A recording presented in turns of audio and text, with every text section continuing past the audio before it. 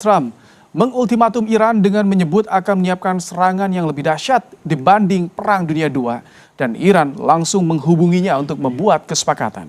Sementara Iran mengklaim tak ada keterlibatan Washington dalam kesepakatan soal Hormuz selain dengan Oman.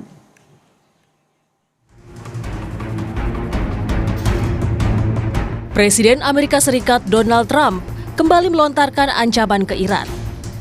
Trump bilang serangan Amerika Serikat akan jauh lebih dahsyat dibanding dengan Perang Dunia II jika negosiasi tak berjalan baik.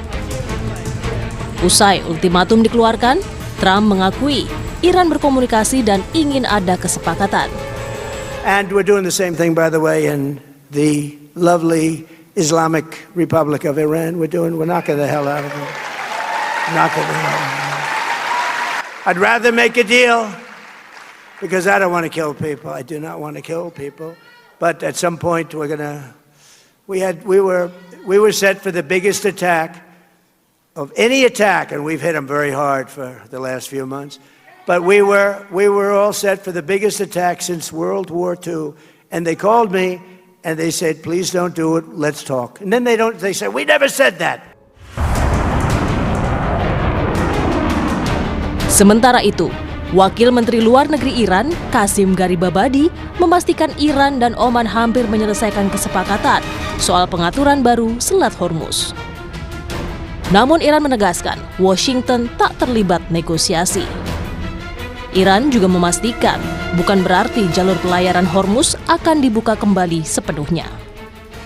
چیزی که واقعیت موضوع هست و ما در این چند روز گذشته این رو گفتیم و اون چی هست؟ اون این هستش که کاری که ما داریم با عمان انجام میدیم ما هیچ گفتگو و مذاکره با آمریکا نداشتیم در این زمینه که تنگه هرمز باز بشود یا نشود. تصمیم مقامات عالی نظام برای فاز دوم چی باشد؟ چون ببینید اینها همه به هم پیوسته هسته که یک تعهدات یک جانبه که نیست که فقط جمهوری اسلامی ایران بره تنگه هرمز رو باز بکنه، اما ما در واقع شرایط پیرامون ما همون شرایط زمان جنگ باشه. خب این قطعا قابل پذیرش نیست برای ما.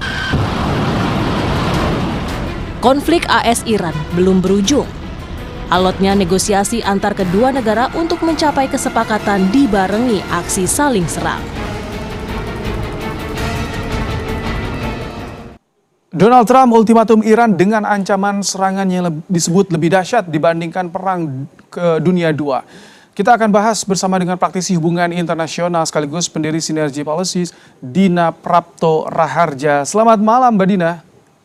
Selamat malam, Mas Ibrahim. Jadi bagaimana Anda membaca pernyataan keras yang dilontarkan seorang Donald Trump? Apakah ini hanya bentuk tekanan psikologi atau memang betul-betul AS siap melancarkan serangan yang dahsyat untuk Iran?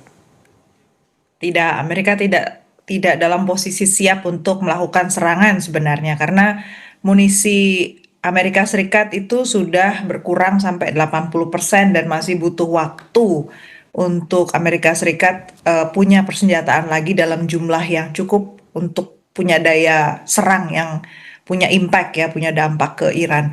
Jadi ini audiensnya bagi Trump tetap untuk dalam negeri. Jadi konteksnya itu kampanye sebenarnya.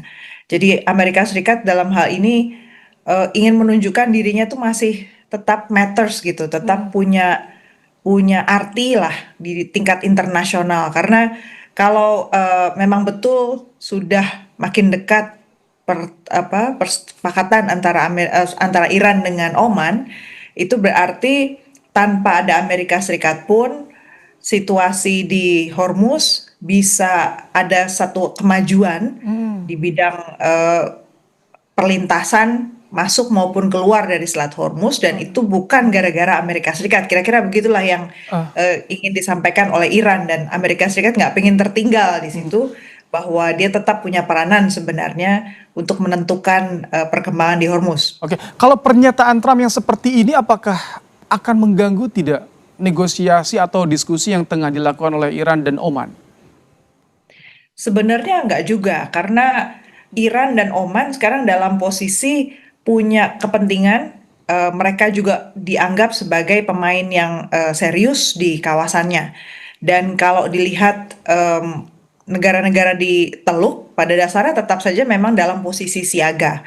Jadi kalau Amerika Serikat di sini mengancam lebih dalam lagi Iran, konsekuensinya sebenarnya justru akan muncul tekanan dari negara-negara Teluk ke Amerika Serikat. Setidaknya kalau situasinya sudah lebih tenang, seperti beberapa hari ini tidak ada serangan kepada Iran, itu mereka negara-negara kawasan bisa mulai duduk dan bicara soal progres ke depan harus ke arah mana gitu. Memang situasinya belum stabil, tapi setidaknya dengan tanpa serangan terbuka, dialog itu lebih punya makna begitu.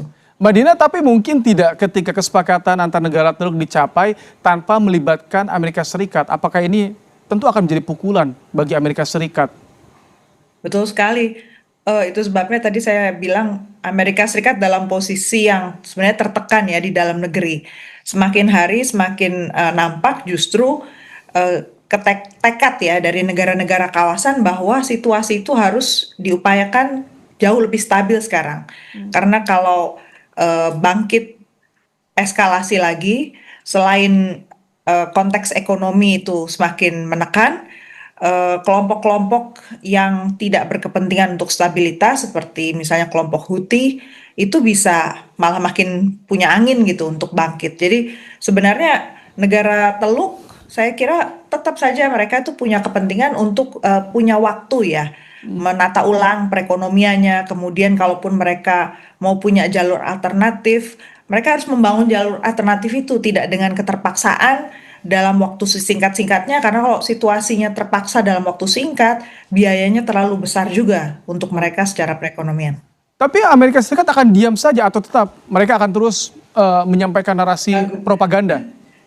Betul, Amerika Serikat dalam posisi akan mengganggu dan sepertinya para tokoh militer di Amerika Serikat pun mulai menunjukkan kalau kita bilang nggak kesal, tapi mungkin bahasanya heran gitu ya, mungkin keheranan terhadap aksi yang dilakukan Presiden Trump, karena orang-orang yang sudah pernah turun di daerah Timur Tengah di Amerika Serikat, pihak Amerika Serikat maksud saya yang sudah pernah turun ke Timur Tengah, itu semua menggambarkan bahwa sebenarnya mustahil mengabaikan peranan penting dari negara-negara di Timur Tengah tanpa ada dialog sama sekali dengan pihak-pihak itu. Karena cara-cara militer itu sebenarnya dari dulu selalu menimbulkan situasi yang malah lebih panas gitu.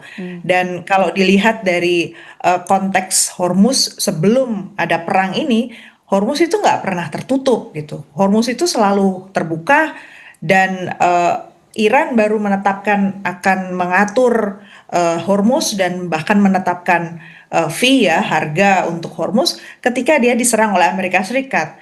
Jadi pada satu titik itulah Iran kemudian menyadari bahwa yang punya daya ungkit, punya leverage gitu ya, daya tawar di kawasan itu sebenarnya ya pasti negara di kawasan itu. Jadi ada satu kebangkitan kesadaran yang menurut saya ke depannya itu nggak bisa ditarik mundur lagi. Mereka sudah sampai Iran sudah sampai pada satu kesadaran dan itu menular juga menurut saya ke negara-negara lain di kawasan bahwa penentu stabilitas di kawasan Timur Tengah ya negara-negara di kawasan itu sendiri. Kalau misalkan arahnya ke sana, tadi kan Anda bilang Amerika tak akan berdiam diri, tapi Iran apakah membaca tidak soal tetap saja mereka harus waspada dengan agresi atau pergerakan dari Amerika Serikat? Iran tetap dalam posisi siaga. Tadi kita dengarkan statementnya bahwa kalaupun jadi ya kesepakatan untuk membagi fee hasil dari fee yang diterapkan di Selat Hormuz itu antara Iran dengan Oman, mereka bilang tetap harus waspada karena situasi belum aman. Blokade kapal, blokade Navy dari Amerika Serikat itu belum dicabut. Dan meskipun Amerika Serikat sudah lebih lemah ya kemampuannya untuk melakukan serangan yang lebih besar begitu, tapi tetap saja gangguan terhadap kapal komersil itu masih mungkin terjadi.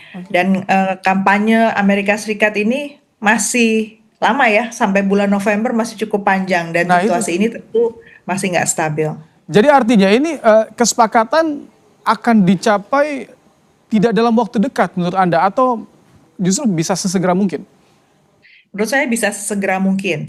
Justru untuk menunjukkan sepertinya dari pihak Iran itu bahwa negara-negara di kawasan bisa mengambil satu keputusan yang tidak perlu kehadiran Amerika Serikat pun mereka bisa maju ke titik yang lebih baik daripada kemarin. Itu hanya Iran, Oman, atau negara-negara sekitar seperti Arab Saudi, Bahrain, Kuwait, karena kan itu juga menjadi ikut terlibat dalam konflik kemarin. Kalau negara-negara Teluk posisinya sepertinya belum sepenuhnya clear ya, tapi negara-negara yang menjadi mediator untuk Iran dan Amerika Serikat itu kelihatannya memang sangat menginginkan ada stabilitas segera dan Hormuz dibuka, dan mereka selain membuka jalur-jalur alternatif buat perdagangan Iran, mereka juga mengusahakan agar situasi di kawasan sana itu membaik, karena itu sangat membantu juga mereka bisa berhitung dengan lebih baik ya investasi yang harus dibangun seperti apa kalaupun harus membangun jalur alternatif. Baik, terima kasih untuk pandangannya praktisi hubungan internasional sekaligus pendiri Sinergi Policies Dina Prapto Raharja dalam program Kompas Malam hari ini. Terima kasih Mbak Dina. Selamat malam.